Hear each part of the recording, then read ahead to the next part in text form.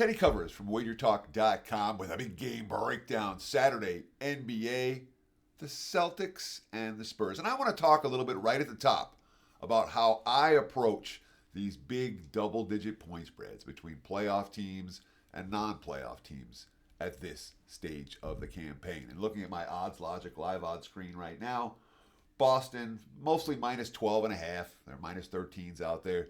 Who knows how high this total or this spread will go. Total sitting in the 228.5 range. We've seen a tick to the under in early betting action this morning. Nothing significant in that regard. But nonetheless, Boston's got to win this game by 13 points or more if they're going to cover the number against San Antonio tonight. So how do I approach these games? There are two factors to consider. Obviously, one's the favorite and one's the dog. When you have a team like Boston right now, who for most of the season was not a good point spread team, all right, and certainly the Celtics, in terms of surging, they haven't surged. Boston off a win, I should say, was a strong bet against basically even after the All-Star break. Bet against the Celtics off a win. Bet against the Celtics off a win. Consistent money-making proposition.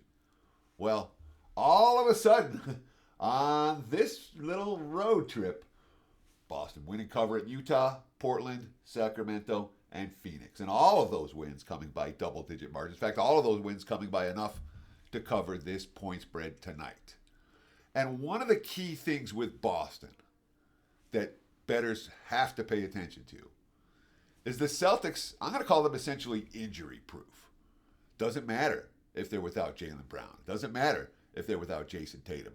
They can miss 2 or 3. Al Horford, there are enough interchangeable parts for Joe Mazzulla and company that I prefer in many times to take the Celtics. I'm going to back them when one of their key guys is out. The market reacts and the team doesn't. So Boston, for me, now that they've started to click and quote-unquote rounding into playoff form and blowing these teams out, they're a one-way team in a matchup like this.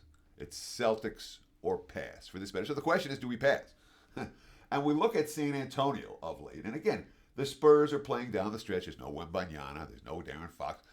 But they're not like one of these teams that's resting all the veterans. Harrison Barnes is getting the playing time. Obviously, Chris Paul's getting the playing time. So it's not a Spurs team that is completely thrown in the towel.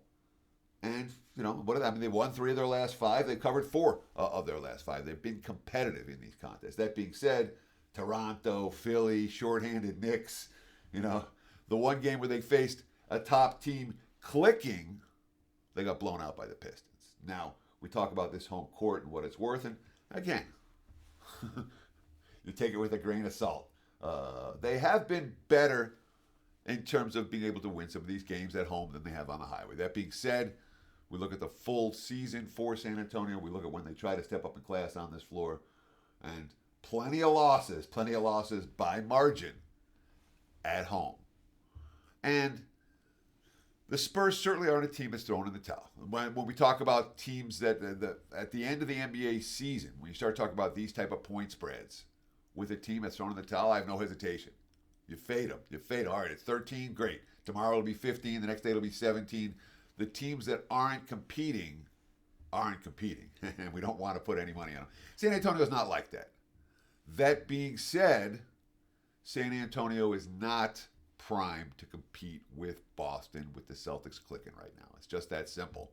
And I would expect at some point in this game, Boston will clamp down defensively and put together a 16-2 run and take a double-digit lead and control thereafter. So for this better, at least, like I said, it's Celtics or pass. I don't want the home dog, even the double-digit home dog, at this stage of the campaign when they're really stepping up in class.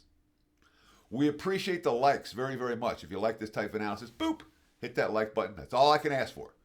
If you want, comment below. Tell me what you think about this bug. And of course, if you haven't done so, nearly 200,000 of you have already subscribed to the Wager Talk YouTube channel. You can check out all my plays, wt.buzz/TC.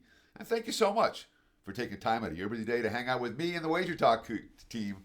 Best of luck with all your bets on Saturday and beyond.